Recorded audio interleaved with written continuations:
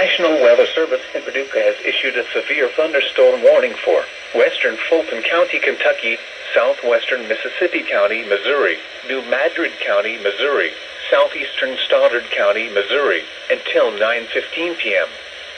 At 8:24 p.m., a severe thunderstorm was located over Malden, moving east at 55 miles per hour. Expected hazards include 60 miles per hour wind gusts and penny-size hail. This is a radar-indicated threat.